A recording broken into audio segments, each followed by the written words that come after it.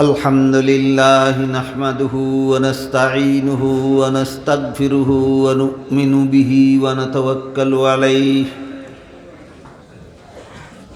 ونعوذ بالله من شرور أنفسنا ومن سيئات أعمالنا من يهده الله فلا مضل له ومن يضلله فلا هادي له ونشهد أن لا إله إلا الله وحده لا شريك له ونشهد أن سيدنا ونبينا ومولانا محمدا عبده ورسوله صلى الله تعالى عليه وعلى آله وأصحابه وبارك وسلم أما بعد فأعوذ بالله من الشيطان الرجيم بسم الله الرحمن الرحيم يرفع الله الذين آمنوا والذين أوتوا العلم درجات وقال رسول الله صلى الله عليه وسلم كن عالما أو متعلما أو مستمعا أو محبا ولا تكن خامسا فتهلك أو كما قال عليه الصلاة والسلام শ্রদ্ধেয় সভাপতি হযরত উলামায়ে কেরাম, সম্মানিত সুধী সমাজ, এলাকার সর্বস্তরের মুসলমান ভাইয়েরা আমার ও আমার পর্দানিশীন মা ও বোনেরা, আমি আশা করি আপনারা প্রত্যেকেই জানেন যে আজকের এই মুবারক সমাবেশে, যে সমাবেশে আমরা যোগদান করেছি, এর আয়োজন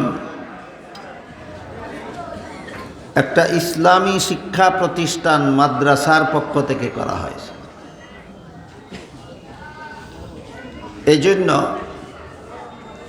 মাদ্রাসা শিক্ষার দ্বারা আমাদের দুনিয়ার জীবনে কি উপকার হয়, মরণকালে কি উপকার হবে, কবরে কি উপকার হবে, পরকালে কি উপকার হবে, হাসরের দিন কি উপকার হবে, এই কথাগুলি আমি মনে করি এই মাদ্রাসার সম্মেলনেই আমাদের আলোচনা হওয়া দরকার, শোনা দরকার, বোঝা দরকার। মাদ্রাসা শিক্ষার দ্বারা শুধুমাত্র দুনিয়াতে আমাদের যত উপকার হয়, এই সবগুলি উপকারিতার কথা এক রাতে বলে শেষ করা যাবে না। শুধু একটি মাত্র উদাহরণ পেশ করছি যে মাদ্রাসা শিক্ষার দ্বারা দুনিয়াতে আমাদের কি কি উপকার হয়। দুনিয়াতে যত শিক্ষা আছে, এর কোনো শিক্ষার মধ্যে আমি যদি দুনিয়াতে দুর্নীতি করি, জালিয়াতি করি, দুষ্কৃতি করি, আমি যদি দুনিয়াতে পাপের কাজ করি, গুনার কাজ করি, অন্যায় অপরাধ করি, মানুষকে জুলুম নির্যাতন করি, মানুষের সাথে অন্যায় অবিচার করি, তাহলে শেষ বিচারের দিন আল্লাহর কাছে কি জবাব দেব? এই শিক্ষা দুনিয়ার আর কোথাও নাই, একমাত্র মাদ্রাসা শিক্ষায় আছে।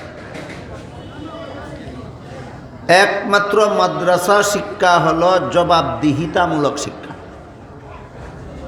কোনো রকমের অন্যায় অপরাধ করলে সারা দুনিয়ার সমস্ত মানুষের চোখে ধুলা পড়া দিয়া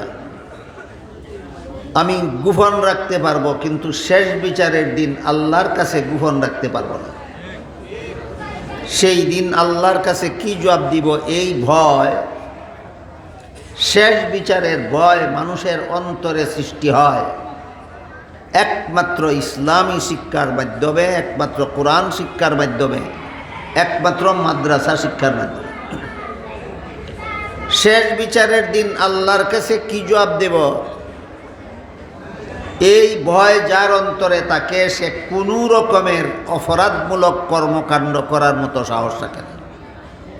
এক কথায়, একটা মানুষকে সৎ মানুষ রূপে গড়ে তোলার জন্য, একটা মানুষকে দেশের সুনাগরিক রূপে গড়ে তোলার জন্য মাদ্রাসা শিক্ষার বিকল্প নয়।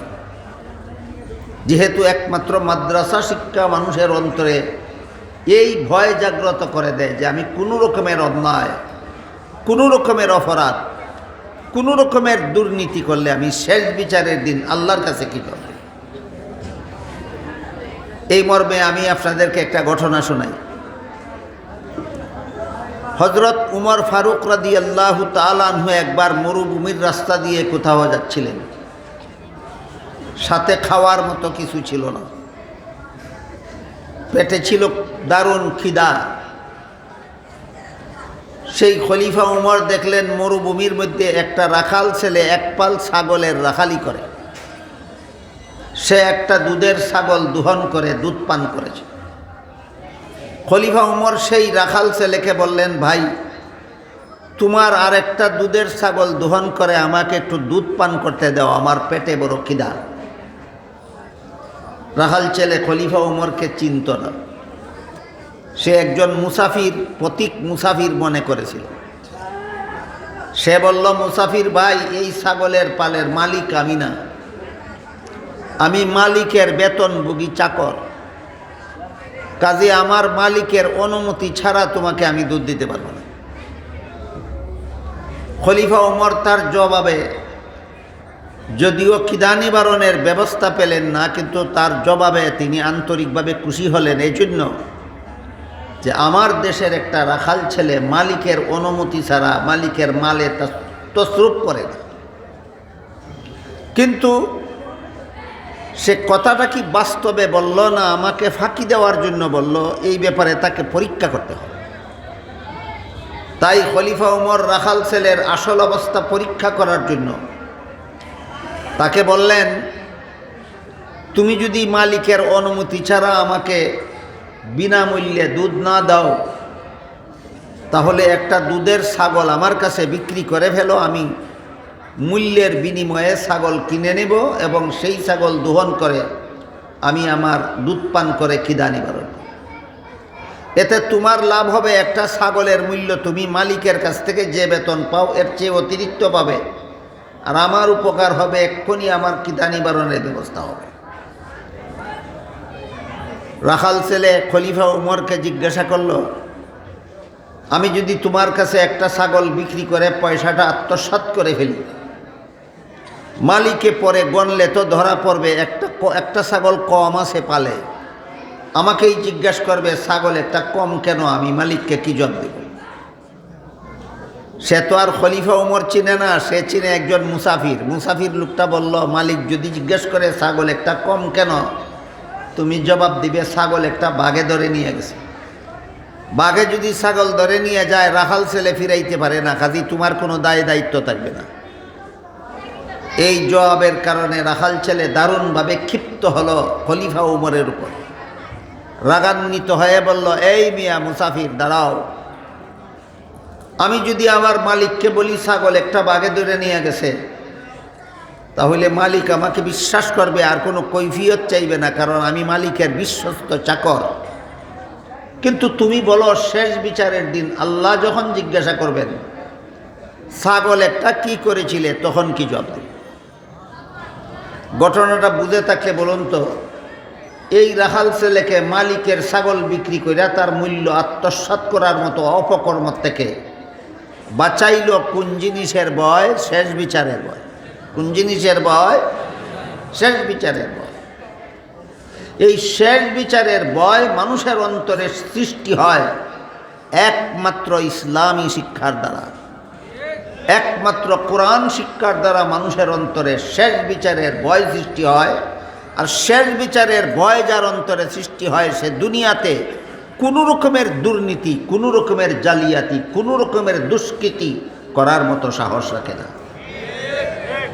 মাদ্রাসা শিক্ষার দ্বারা দুনিয়াতে আমাদের যত উপকার হয়, এর মধ্যে একটা উপকারের আলোচনা করলাম। এবার আমরা একটু বোঝার চেষ্টা করি মাদ্রাসা শিক্ষার দ্বারা মরণকালে কি উপকার হয়। মরণ তো সকল মানুষেরই আছে। আল্লাহ কোরআনে বলেন, কুল্লু নাফসিন যায়িকাতুল মাউত, সমস্ত প্রাণী মরণশীল, সমস্ত প্রাণী মরণশীল। আপনারা যারা এখানে বসা আছেন, আপনারা প্রাণী না নিষ্প্রাণ? প্রাণী। তাহলে যারা প্রাণী তাদের সকলেরই মরণ আছে। মুসলমান হোক, অমুসলমান হোক, আস্তিক হোক, নাস্তিক হোক, মানুষ হোক, পশু হোক, শিক্ষিত হোক, অশিক্ষিত হোক, সমস্ত প্রাণী মরণশীল। এই জন্য সমস্ত মানুষেরই মরণের চিন্তা আছে। এমন কোনো মানুষ জগতে নাই যার মরণের চিন্তা নাই।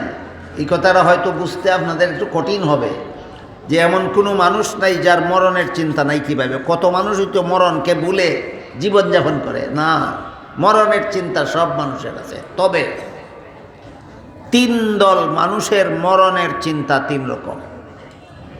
এই কথাটা আমাদের সকলের চিরকাল মনে রাখার মতো। তিন দল মানুষের মরণের চিন্তা তিন রকম। বলতে পারেন একটু, তিন দল মানুষের মরণের চিন্তা তিন রকম। একদল হলো বেদিন কাফির, এদেরও মরণের চিন্তা আছে। একদল হলো সাধারণ মুমিন মুসলমান, এদেরও মরণের চিন্তা আছে। একদল আছে আল্লাহর বিশেষ বান্দাগণ, ওলি আউলিয়া, তাদেরও মরণের চিন্তা আছে। আমরা একটা একটা করে বোঝার চেষ্টা করি বেদিন কাফিরের মরণের চিন্তাটা কেমন, সাধারণ মুমিন মুসলমানের মরণের চিন্তাটা কেমন, আর আল্লাহর বিশেষ বান্দা যারা ওলি আউলিয়া তাদের মরণের চিন্তাটা কেমন। বেদিন কাফিরের মরণের চিন্তা হলো, মরলে তো আর দুনিয়াটাকে লুটে পুটে খেতে পারবো না, কাজেই মরণের আগে আগে যা পারি দুনিয়াটা লুটে খায়। দুনিয়াটা ন্যায় অন্যায় নির্বিশেষে, বৈধ অবৈধ নির্বিশেষে, হালাল হারাম নির্বিশেষে যে কোনো উপায়ে দুনিয়াটাকে উপভোগ করা যায়, তাড়াতাড়ি দুনিয়াটা উপভোগ করার দরকার। মরণের আগে আগে, মরলে তো আর দুনিয়াটা উপভোগ করা যাবে না। এই ধরনের মরণের চিন্তা কার? বুঝে থাকলে বলতে পারবেন, বুঝে না থাকলে আমি আবার বলব। হালাল নাই, হারাম নাই, জায়েজ নাই, না জায়েজ নাই, ন্যায় নাই, অন্যায় নাই, বৈধ নাই, অবৈধ নাই, যে কোনো উপায়ে দুনিয়াটা লুটার সুযোগ পাইলেই লুটা দরকার। মরণের আগে আগে যত বেশি দুনিয়াটা লুটে খাওয়া দরকার, কারণ মরণের পরে দুনিয়াটা লুটে খাওয়ার সুযোগ থাকবে না। কাজেই মরণের আগে আগে যা পারি দুনিয়াটা লুটিয়া খাই। এই রকম মরণের চিন্তা কার? বেদিন কাফির। আর দ্বিতীয় দল মানুষের মরণের চিন্তা, এরা হইল সাধারণ মুমিন মুসলমান। সাধারণ মুমিন মুসলমানের মরণের চিন্তা হইল এরকম যে জীবনে যত গুনাহ করেছি, মরলে পরে তওবা করা যাবে না, মরণের আগে আগে আমার তওবা করা দরকার। নামাজ রোজা ইবাদত বন্দেগী মরণের পরে আর করা যাবে না, মরণের আগে আগে করে নেওয়া দরকার। মরণের পরে হালাল পথে জীবনযাপনের কোনো সুযোগ থাকবে না, মরণের আগে আগে আমার হালাল পথে জীবনযাপন করা দরকার। আমার কথা বুঝে থাকলে একটু দয়া করে বলুন তো, এমন মরণের চিন্তা কার? সাধারণ মুমিন মুসলমান। কিন্তু দুঃখের বিষয়, আমাদের বর্তমান সমাজের বেশিরভাগ মুমিন মুসলমানের মরণের চিন্তা মুমিন মুসলমানের মতো নয়, বেদিন কাফিরের মতো হয়ে গেছে। বর্তমান সমাজের বেশিরভাগ মুসলমানের মরণের চিন্তা মুমিন মুসলমানের মতো মরণের চিন্তা থাকেনি, বেদিন কাফিরের মতো মরণের চিন্তায় বিভোর। বর্তমান সমাজের বেশিরভাগ মুমিন মুসলমান। মরলে তো আর চুরি করতে পারবো না, মরণের আগে যা পারি চুরি করে নেই। মরলে তো আর ডাকাতি করতে পারবো না, মরণের আগে যা পারি ডাকাতি করে নেই। মরলে তো আর মানুষের সম্পত্তি জবরদখল করতে পারবো না, মরণের আগে আগে যা পারি মানুষের সম্পদ জবরদখল করে নেই। মরলে তো আর সুদ খাইতে পারবো না, মরণের আগে আগে যা পারি সুদ খাইয়া নেই। মরলে তো আর ঘুষ খাইতে পারবো না, মরণের আগে আগে যা পারি ঘুষ খাইয়া নেই। এমন চিন্তা কি বর্তমান সমাজের কোনো মুসলমানের নাই? আমার কথা বুঝে থাকলে বলুন, এটা কি মুসলমানের মরণ চিন্তা ছিল না কাফিরের মরণ চিন্তা ছিল? কাফিরের মরণের চিন্তা যেই রকম, বর্তমান সমাজের বেশিরভাগ মুমিন মুসলমানের মরণের চিন্তা হয়ে গেছে সেই রকম বেদিন কাফিরের মতো। এই চিন্তা চেতনার পরিশুদ্ধির জন্য, চিন্তা চেতনাকে সংশোধন করার জন্য, মুমিনের চিন্তা চেতনাকে ভুল পথে পরিচালনা না করে সঠিক পথে পরিচালনা করার জন্য এই রকম ইসলামী সম্মেলনের দরকার। এইখানে এসে এখানে না আসা পর্যন্ত, ইসলামী সম্মেলনে যোগদান না করা পর্যন্ত আপনি বুঝতেই পারবেন না বেদিন কাফিরের মরণের চিন্তা কোন রকমের আর মুমিন মুসলমানের মরণের চিন্তা কোন রকমের। এজন্য আমরা এখান থেকেই আমাদের চিন্তাধারা, চিন্তা চেতনা সংশোধন করার চেষ্টা করি। আমাদের মরণের চিন্তা যেন বেদিন কাফিরের মতো না হয়, আমাদের মরণের চিন্তা যেন মুমিন মুসলমানের মতো হয়। বুঝে থাকলে একটু দয়া করে বলুন তো, মুমিন মুসলমানের মরণের চিন্তাটা কেমন? জীবনে যত গুনাহ করছি, মরলে পরে আর তওবা করা যাবে না, মরণের আগে আগে তওবা করে জীবনের গুনাহটা মাফ করাই। এইরকম মরণ চিন্তা কাফিরের না মুমিন মুসলমানের? হ্যাঁ, এইরকম মরণ চিন্তা হইল মুমিন মুসলমানের। মরলে পরে তো আর নামাজ পড়ার সুযোগ থাকবে না, মরণের আগে আগে যা পারি নামাজটা পড়ে নেই। মরলে তো আর রমজান মাসে রোজা রাখার সুযোগ থাকবে না, মরণের আগে আগে রমজানের রোজাটা ঠিক মতে রাখি। মরলে পরে তো আর এবাদত বন্দেগি করা যাবে না, মরণের আগে আগে এবাদত বন্দেগিটা করে নেই।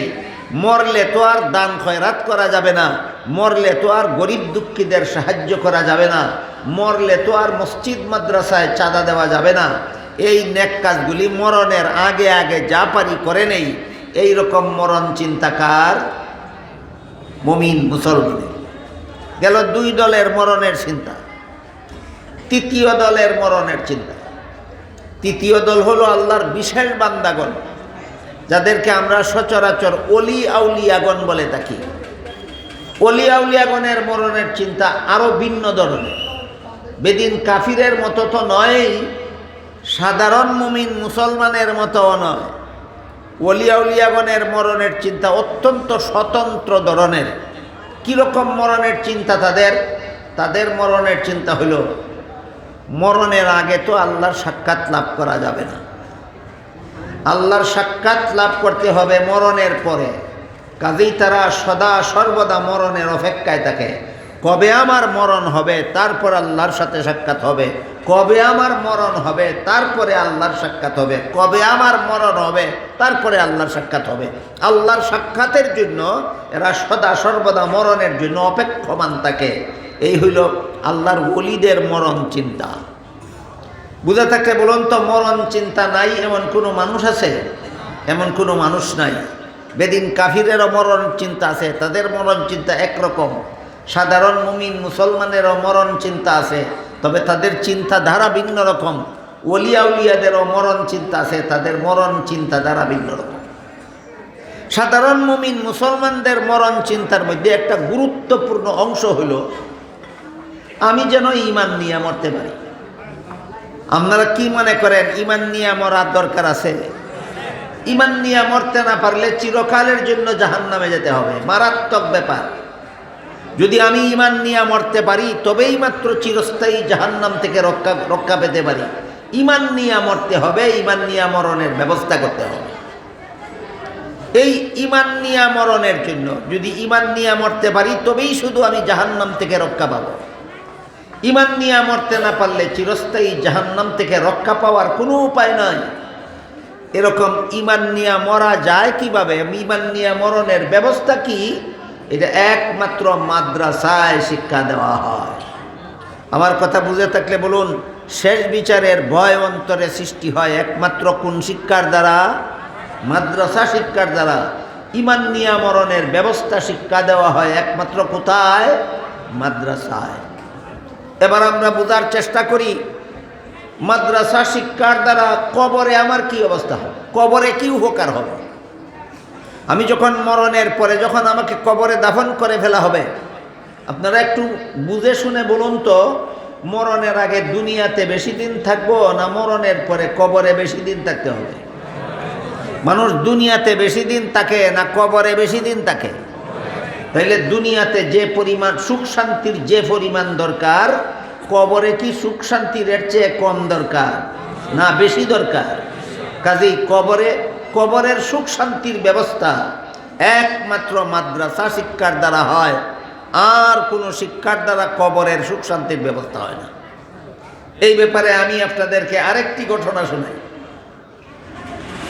আল্লামা ইমাম ফখরুদ্দিন রাজি রহমতুল্লাহি আলাইহি তার পৃথিবী বিখ্যাত তফসিরের কিতাব তফসিরে কবিরে এক হযরত মুসা আলাইহিস সালামের একটা ঘটনা লিখেছেন। হযরত মুসা আলাইহিস সালাম রাস্তা দিয়ে যাচ্ছিলেন, দেখলেন এক ব্যক্তির কবরে আযাব হচ্ছে, কবরে আযাব হয়। বেদিন কাফিরের কবরে তো আযাব হয়ই থাকে,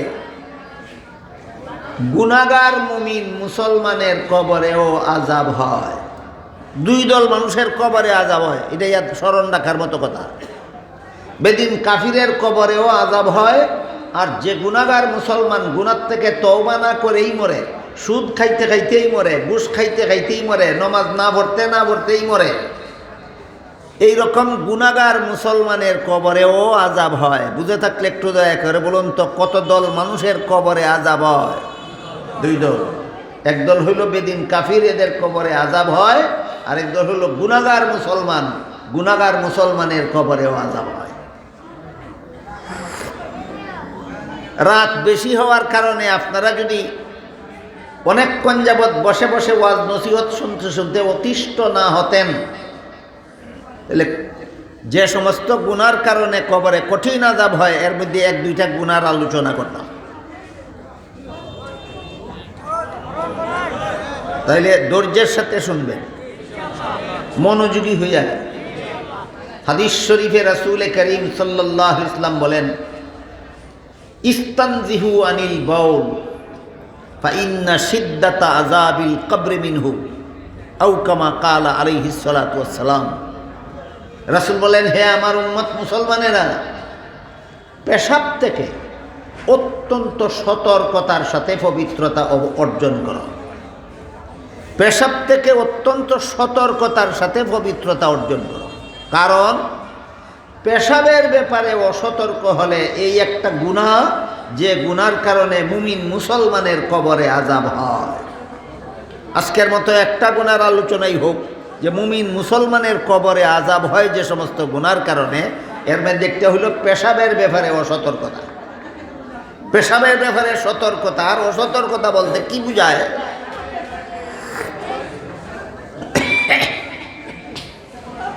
আমার মনে হয় আপনারা অনেকেই জানেন, অথবা কেউ কেউ নাও জানতে পারেন, পুরুষ লোকে পেশাব করার পরেও, পেশাব করে শেষ করার পরেও কারো আধা মিনিট পর্যন্ত, কারো 1 মিনিট পর্যন্ত, কারো 2 মিনিট পর্যন্ত আরও 1 বিন্দু 2 বিন্দু পেশাব চুষে। আজকে নূতন শুনলেন আমার কাছ থেকে, না কেউ কেউ আগের থেকেও জানেন? পুরুষ লোকে পেশাব করে শেষ করার পরেও আরও কিছুক্ষণ সময় অল্প কিছু পেশাব চুষে। প্রত্যেকে মনোযোগের সাথে তদন্ত করে দেখতে হবে যে আমার পেশাব করা শেষ হইলে পরে আর কতক্ষণ পর্যন্ত আমার পেশাব চুষে। সবার এক সমান সময় লাগে না, কারো আধা মিনিট লাগে, কারো 1 মিনিট লাগে, কারো 1.5 মিনিট লাগে, কারো 2 মিনিট লাগে। আপনার কত মিনিট লাগে এটা আপনিই তদন্ত করে দেখতে হবে। আপনার তদন্তে যদি ধরা পড়ে যে আপনি পেশাব করে শেষ করার পরে আরও 1 মিনিট পর্যন্ত আপনার পেশাব চুষে, তাহলে 1 মিনিট পার না হওয়া পর্যন্ত আপনি পানি ব্যবহার করলে কোনো কাজ হবে না। আপনি পেশাব করে সাথে সাথেই পানি ব্যবহার করে চলে গেলেন, এরপরে আরও 1 মিনিট পর্যন্ত যে আপনার পেশাব কিছু পেশাব চুষলো, ওই চুষা পেশাবটা কি পানিয়ে ধয়ে গেছিল না কাপড়ে লাগলো? কাপড় নাফাক হইল, আপনার খবরও নাই। এই নাফাক কাপড় নিয়েই আপনি ফজরের নামাজও পড়তেছেন, জোহরের নামাজও পড়তেছেন, আসরের নামাজও পড়তেছেন, মাগরিবের নামাজও পড়তেছেন, এশার নামাজও পড়তেছেন। নমাজ তো হইলই না, নাফাক কাপড় নিয়ে নমাজ পড়ার ফালতা গুনাহ হইল। এমন বুকামি যেই মুসলমানে করে, আল্লাহর রাসূল বলেন এমন বুকা মুসলমানের কবরে আযাব হয়। আমার কথা বুঝে থাকলে, রাসূলের যে হাদিসটা আপনাদেরকে বুঝাইলাম, হাদিসটা বুঝে থাকলে বলুন তো পুরুষদের পেশাবের ব্যাপারে সতর্ক হওয়া দরকার কিনা? যারা পেশাবের ব্যাপারে অসতর্ক, আল্লাহ রাসূল বলেন তাদের কবরে আযাব হয়। আজকের মতো একটা কারণেই আলোচনা হইল যে মুমিন মুসলমানের কবরেও আযাব হয়। বিশেষ বিশেষ কিছু গুনাহ আছে, এই গুনার কারণে মুমিন মুসলমানের কবরেও আযাব হয়। এর মধ্যে একটা গুনাহ হইল পেশাবের ব্যাপারে অসতর্কতা। আল্লামা ইমাম ফখরুদ্দিন রাজি রহমতুল্লাহি আলাইহি তফসিরে কবিরে লেখেন, এক মুসলমানের কবরে আযাব হচ্ছিল। সেই কবরের পার্শ্ব দিয়ে ছিল রাস্তা। হযরত মুসা নবী সেই রাস্তা দিয়ে যাচ্ছিলেন। মুসা নবী দেখলেন এই মুসলমানের কবরে আযাব হচ্ছে এবং আযাবের কারণে এই মুসলমান কবরবাসী মহা বিপদে আছে। কবর জগতের অবস্থা, আল্লাহ দুনিয়ার জীবিত মানুষকে জানতে দেন না, বুঝতে দেন না, টের পাইতে দেন না। মাঝে মধ্যে নবী রসুলগণকে অবগত করেন দুনিয়ার মানুষকে সতর্ক করার জন্য। বুঝে থাকতে বলুন, কবরের অবস্থা আল্লাহ দুনিয়ার সাধারণ মানুষকে টের পাইতে দেন না শুধু নবী রাসূলগণকে বুঝতে দেন? শুধু নবী রাসূলগণকে বুঝতে দেন, দুনিয়ার মানুষকে সতর্ক করার জন্য। সাধারণ মানুষকে আল্লাহ এগুলি বুঝতে দেন না কেন? হাদিস শরীফে রাসূল করিম সাল্লাল্লাহু আলাইহি ওয়াসাল্লাম বলেন, কবরের আযাব গজবের অবস্থা যদি আল্লাহ তোমাদেরকে বুঝতে দিতেন, তোমরা যদি টের পাইতে যে কবরে কত মারাত্মক রকমের, কত ভয়ঙ্কর শাস্তি হয়, তাইলে তোমরা জীবনে কোনোদিন কোনো মুর্দাকে কবরে দাফন করার সাহস করতে না। রাসূল বলেন, হে দুনিয়ার জীবিত মানুষেরা, তোমরা যদি জানতে কবরে কি রকম ভয়ঙ্কর শাস্তি হয়, তাইলে তোমরা জীবনে কোনোদিন কোনো মুর্দাকে কবরে দাফন করার সাহস পাইতে না। হাদিস শরীফে রাসূল করিম সাল্লাল্লাহু আলাইহি ওয়াসাল্লাম আরো বলেন, দুনিয়ার সাধারণ মানুষ যদি কবরের শাস্তির অবস্থা জানতে পারত, তাইলে কবরের শাস্তির ভয়ে ভীত হইয়া, পাগল দেওয়ানা হইয়া বাড়িঘর ছেড়ে দিয়ে, ঘর সংসার ছেড়ে দিয়ে বনে জঙ্গলে ঘোরাফেরা করতে করতে মারা যেত। এই কারণে হাদিস শরীফে রাসূল করিম সাল্লাল্লাহু আলাইহি ওয়াসাল্লাম বলেন, তোমাদেরকে কবরের আযাবের অবস্থা জানতে দেওয়া হয় না, বুঝতে দেওয়া হয় না। আরেক হাদিসে রাসূল করিম সাল্লাল্লাহু আলাইহি ওয়াসাল্লামকে বলেন, কবরবাসীকে শাস্তি দেওয়ার জন্য আল্লাহ যে সমস্ত ব্যবস্থা রেখেছেন, এর মধ্যে একটা ব্যবস্থা হইল ফিরিস্তার হাতে একটা লোহার বিশাল একটা মুগুর থাকে। মুগুর, এত বড় বিশাল মুগুর ফিরিস্তার হাতে থাকে মুর্দাকে পিটাইবার জন্য। যে মুগুর দিয়া বিরাট এক পাহাড়ে আঘাত করলে পাহাড় চূর্ণ বিচূর্ণ হয়ে একটা বালুর স্তূপে পরিণত হয়ে যাবে। যেই মুগুর দিয়া পাহাড়ের মধ্যে আঘাত করলে পাহাড় চূর্ণ বিচূর্ণ হইয়া বালুর স্তূপে পরিণত হয়ে যাবে, সেই মুগুর দিয়া যখন একটা মানুষকে পিটানো হবে, তখন তোমরা বুঝো মানুষটার অবস্থা কী হবে। উদাহরণগুলি বুঝে থাকলে বলুন তো, কবরের শাস্তি দুনিয়ার কোনো জেলখানার শাস্তির মতো না, অতুলনীয় বেশি, অতুলনীয় বেশি। এক হাদিসে উল্লেখ আছে, যেই ব্যক্তি প্রতিদিন প্রতি রাত্রে ঘুমাবার আগে সূরায়ে মুলক 29 পারার প্রথম সূরা, সূরায়ে মুলক যে ব্যক্তি প্রত্যেক রাত্রে ঘুমাইবার আগে তেলাওয়াত করবে, এই সূরায়ে মুলকের তিলাওয়াতের উসিলায় আল্লাহ তার কবরের আযাব মাফ করে দেবে। আজকের মতো দুইটা জিনিস শিখলাম। একটা হইল যত কারণে মুমিন মুসলমানের কবরে আযাব হয়, এর মধ্যে একটা কারণ হইল পেশাবের বেলায় অসতর্কতা। আরেকটা জিনিস শিখলাম, যত কারণে কবরের আযাব থেকে আল্লাহ রেহাই দান করেন, এর মধ্যে একটা হইল প্রতি রাত্রে ঘুমাবার আগে সূরা মুলক পড়া। আপনারা কি আমার কথা বুঝতে পারতেছেন? মুসা আলাইহিস সালাম কবরের পাশ দিয়ে যাচ্ছিলেন, দেখলেন সেই মুসলমানের কবরে আযাব হচ্ছে। তারপরে তিনি তার কাজে চলে গেলেন। আবার ফিরার পথে যখন এই রাস্তা দিয়ে আসলেন, দেখলেন সেই কবরবাসীর কবরের আযাব বন্ধ হয়ে গেছে। সে এখন আর বিপদে নাই, এখন সে সুখে শান্তিতে আছে। মুসা আলাইহিস সালাম কবরবাসীকে জিজ্ঞাসা করলেন, আমি যাওয়ার পথে দেখে গেলাম তোমার কবরে আযাব হচ্ছে, ফিরার পথে দেখলাম তোমার আযাব বন্ধ হয়ে গেছে, তোমার কোনো দুঃখ কষ্ট নাই, তোমার কবরের আযাব মাফ হলো কি কারণে, কিভাবে? ওই কবরবাসী মুসা আলাইহিস সালামকে জবাব দিল, কোনো পুঁথি পুস্তকের কথা না তফসিরে কবিরের কথা? হ্যাঁ, তফসিরে কবিরে ইমাম ফখরুদ্দিন রাজি ঘটনাটা লিখেছেন। কবরবাসী মুসা আলাইহিস সালামকে জবাব দিল, আমার মরণকালে আমার বিবি গর্ভবতী ছিল, আমার গর্ভবতী বিবিকে দুনিয়াতে রেখে আমি মরে গিয়েছিলাম। আমার মরণের কিছুদিন পরে আমার বিবির গর্ভ থেকে একটা ছেলে সন্তান জন্ম হয়েছিল। ছেলে সন্তানটা আজকে মাদ্রাসায় ভর্তি করার যোগ্য হয়েছে, তাই আমার এতিম ছেলেটাকে তার মা আজকে মাদ্রাসায় ভর্তি করে দিয়েছে এবং মাদ্রাসার উস্তাদ আমার এতিম ছেলেকে মাদ্রাসার প্রথম সবক পড়াইছেন। মাদ্রাসার প্রথম সবক হলো বিসমিল্লাহির রহমানির রহিম। আমার কথা বুঝতে থাকলে বলুন তো, মাদ্রাসার প্রথম সবক কি?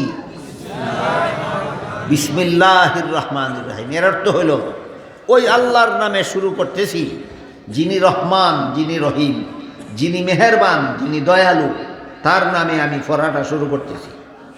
কবরবাসী মুসা নবীকে বলল, আমার এতিম ছেলের উস্তাদের মুখ থেকে শুনে আমার ছেলে যখন বলল বিসমিল্লাহির রহমানির রহিম, সাথে সাথে আল্লাহ আমার কবরের আযাবের ফিরিস্তারে হুকুম দিলেন কবরের আযাব বন্ধ করা। আমি জিজ্ঞাসা করলাম কেন? আল্লাহ বললেন, এই লোকের এতিম ছেলে আমাকে রহমান বলছে, আমাকে রহিম বলছে, তারপরও যদি আমি তারে আযাব দেই তাইলে আমি রহমান রইলাম কোথায়, রহিম রইলাম কোথায়? আমার রহমান নামের উছিলায়, আমার রহিম গুণের উছিলায় তার কবরের আযাব বন্ধ করে দাও, মাফ করে দাও। তাইলে এই কবরবাসীর কবরে আযাব হচ্ছিল, তার এতিম ছেলে মাদ্রাসায় ভর্তি হইয়া মাত্র প্রথম সবক পড়েছিল বিসমিল্লাহির রহমানির রহিম। মাদ্রাসার প্রথম সবক পড়ার কারণে যদি তার বাবার কবরের আযাব বন্ধ হয়, তাহলে আপনাদের যাদের ছেলে মাদ্রাসায় বৎসরের পর বৎসর লেখাপড়া করে, 30 পারা কোরআন শিখে, নবীর লক্ষ লক্ষ হাদিস শিখে, এর উসিলায় কি আল্লাহ তাদের কবরের আযাব মাফ করেন না? তাহলে মাদ্রাসা শিক্ষার দ্বারা কবরে যত উপকার হয়, এর মধ্যে একটা হইল কবরের আযাব মাফ হয়। এ পর্যন্ত আমি আপনাদের 3টা কথা বোঝাবার চেষ্টা করেছি। 1 নম্বর, মাদ্রাসা শিক্ষার দ্বারা দুনিয়ার জীবনে যত উপকার হয়, এর মধ্যে একটা উপকারের কথা বলেছি। 2 নম্বর, মাদ্রাসা শিক্ষার দ্বারা মরণকালে যত উপকার হয়, এর মধ্যে একটা উপকারের কথা বলেছি অতি সংক্ষেপে, ঈমান নিয়া মরণের ব্যবস্থা হয় একমাত্র মাদ্রাসা শিক্ষার দ্বারা। মাদ্রাসা শিক্ষার প্রতি যদি মাদ্রাসা শিক্ষার আলো যার অন্তরে জ্বলে না, মরণের সময় ঈমান নিয়া মরতে পারে না। 3 নম্বর উপকারিতা মাদ্রাসা শিক্ষার কবরে যাদের ছেলেরা, যেই মা বাবার ছেলেরা মাদ্রাসায় লেখাপড়া করে, এদের মাদ্রাসায় লেখাপড়া করার উসিলায় আল্লাহ এই সমস্ত ছাত্রদের মা বাবাকে কবরের আযাব মাফ করে দেন।